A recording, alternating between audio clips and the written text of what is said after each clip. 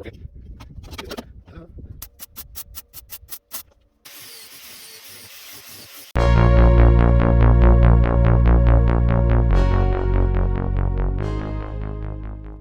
folks, working on a Fairlady today. We're just going to give a bit of attention to the back windows here. As you can see, they're fairly rusted through. Now I've actually started on the other side. You can see here, so what I've done is I've cut away this plate here, and there was an awful lot of shenanigans going on in the background here. You can see a lot of filler on here, and that worked all its way up here. This is all filler out here, quite thick. So there was replacement of plates here before, but we're going to replace this outer plate here. This lap that's down here, this will be covered in with the chrome strip. So I just manhandled kind of a piece of steel in here just to kind of create that curve to see how things joined up, and I'll show you what it looks like with the window in. So this is the window, and you can see that the seal is all corroded at the back here, but the contour is going to be right. So what I'm intending to do now is to try and put a little backing edge in this on the inside down in there, obviously when the window's not fitted. And when I have that shape done, I will come across the back here and try and mimic the flow of this. And then the previous work that was done on this had the filler brought out, so at least I can just cover up any kind of joint work with that filler level that's already put in place there. When that one's created, then I'll come across here and chop this one out here, just so that we're back to fresh steel all the way around. So I think the first thing we'll do now is we'll try and get the inside edge up where the inside window presses up against it done.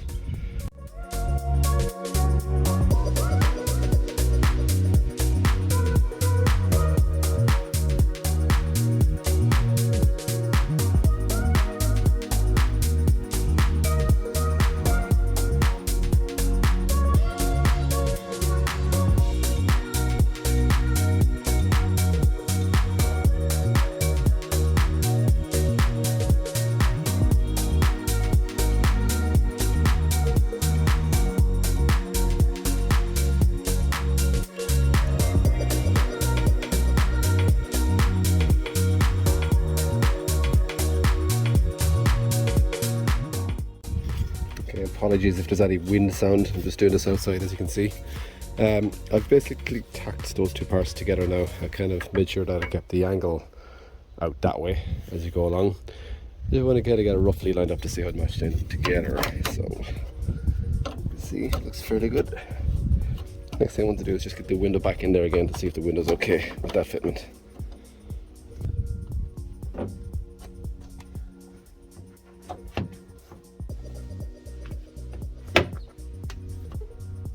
See, it's fairly good.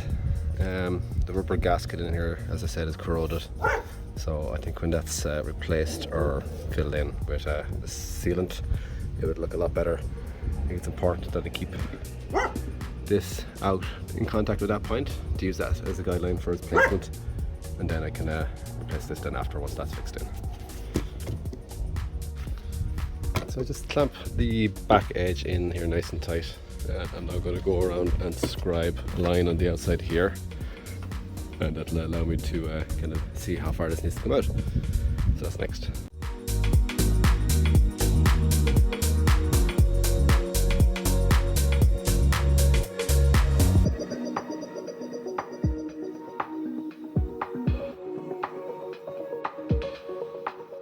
So I've jacked that in there nice and tight, and I've cut out this plate here, and I've etched the line of the profile on the other side. So I got this line here. So now I'm just going to cut that out and allow that to be welded on the outside here, and then I can kind of form this in on the outside. I'll go now.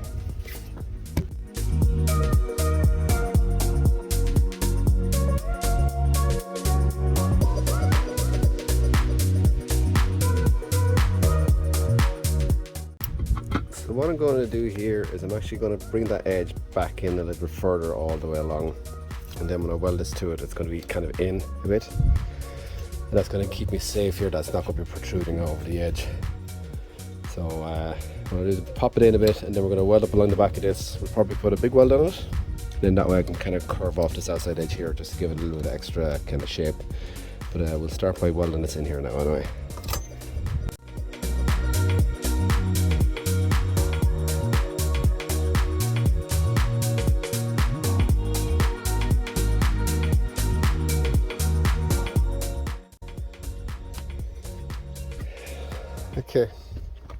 So I've gone ahead and I've tacked that on here at a bit of an angle just to see how things fare out.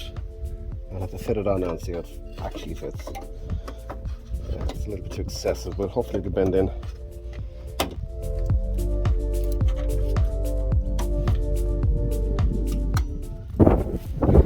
So the way this is actually out now, it's out too far. So I'll just have to start tapping it in. I might have to do a couple of little cuts on the car itself just to get it in that far. But it's looking fairly close now.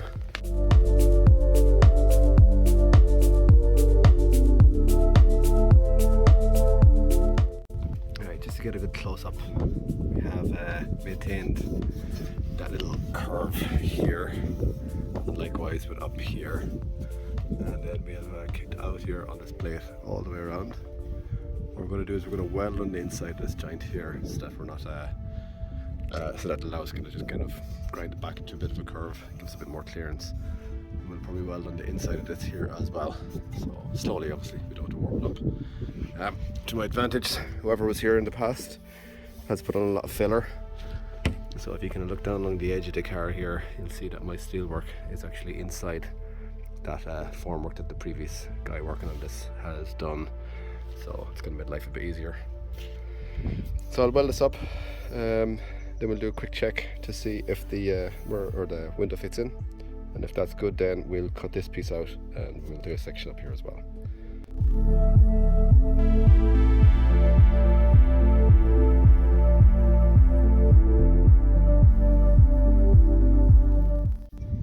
Okay, here's the plate. So I've kind of ground in and rounded off all the way, so let's see how she fits.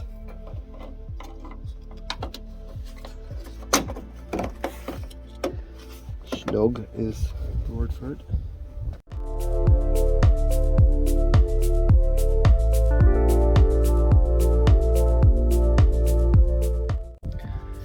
So just to give you the lay of the land now, we're nice and level again here. This is cut out perfectly. We have a nice rounded edge out here, and if you kind of go down along the side of the car, you can see that it's all just slightly below where the filler will be. This little corner needs just a small little tap down, which can be done. Tap is just doing the job there for me. So what I need to do now next is, now that I've confirmed that this is good, I'll kind of mark off a couple of areas where it'll give me a location, and then I can start chopping out this and just make a nice and simple angle part there, and just have a look up in here to see if what kind of rust is there. I'm expecting a little bit.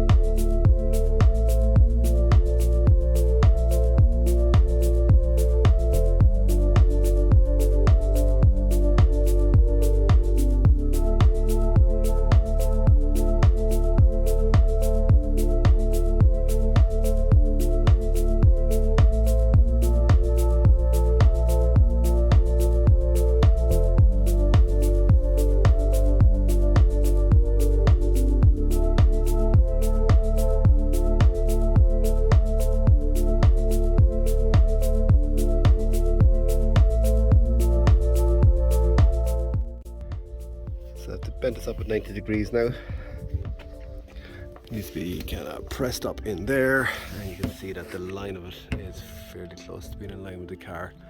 So now what we need to do is need to chop the top off it here.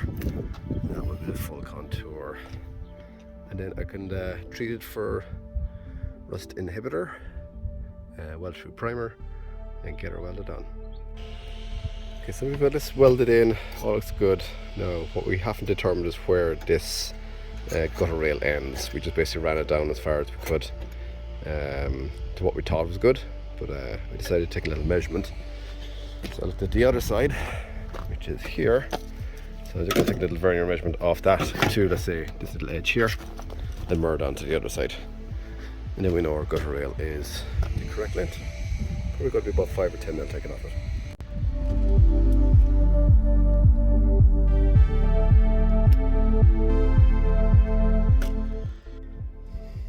Okay, there we go. Drill a little hole in the back and just curved off all the edges from what I described in the back. Hitting all the nails in the head. Get it welded up here. Should look nice and tight. Just needs to be kind of fitted in and ground in. Just gonna fit it in.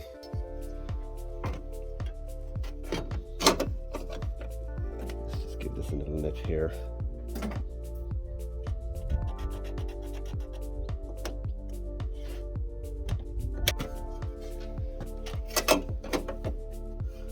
There we go.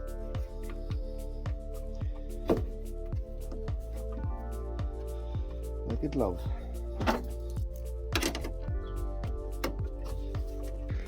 So as I said, there's a lot of material lost at the back here. I could possibly plate it out if I wanted to. Most likely I'm just going to go in and tack it and put in some seam sealer and just kind of have it nicely sealed off and watertight, which is more important in here than anything else. I'm going to go along here and make sure that whatever was put in there before gets done properly too. But auto contours and levels are all good, and that window will fit in. And that's the window in. You can see that the seal line is fairly consistent all the way around, so when the new seal goes in there, it'll be good. And the seal is tight up here, so looking very, very good. So what we're going to do is we're going to treat the back end of this, leave it dry overnight, and then we're going to weld it up.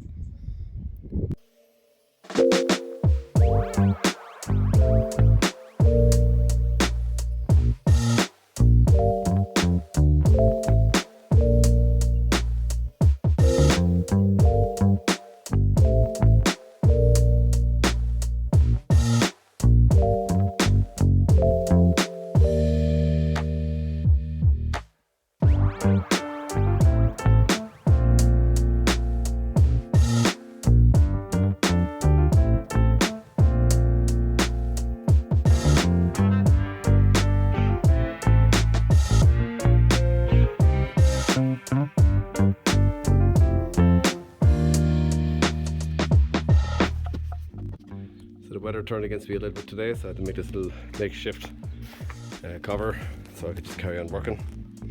So the window's in. I've got a nice even gap all the way around. Kind of closes off there, but I think that's kind of natural in it. It's just the way it's kind of hooked up underneath the window or the drain sill. So I'm actually happy to go and weld that now as we speak. So I'm going to pump the heat in nice and slowly. Tap in a few of the pints as we go along there just to make sure that we're getting it sitting in, because whatever way it was done before, it seems to be kicked out. I don't know, is it from the rust or what it was, but there's a lot of work done in here before. So hopefully we'll be righting the wrongs that are going on in there.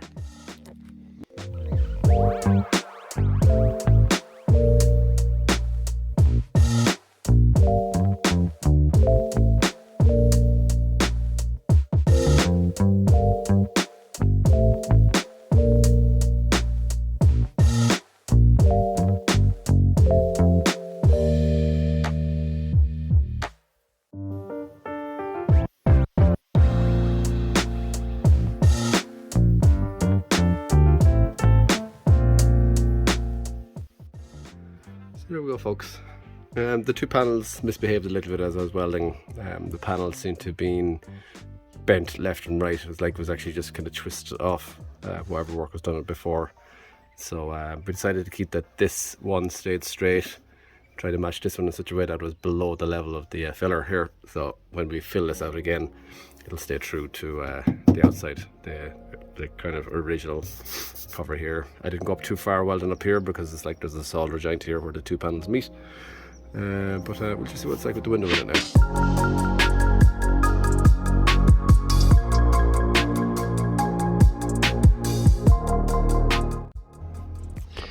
So you can see, pretty good. This part stays just down here, just ever so slightly. It's looking pretty okay. Right, folks, that's it for the little bit of a job we needed on the Fairlady. The other window has to be done as well, so it's just repetition except for in reverse. Fairly straightforward, wasn't too bad. The rust was deep down the side of it, so it's something that if you just let it go any further is going to do an awful lot more internal damage. So fairly happy with that. Little layer of filler on it now just to try and seal off any of the exposed steel. Guys, as always, any likes or subscribes you can throw my way, I'd really appreciate it. Talk to you guys soon. Bye bye. Take care.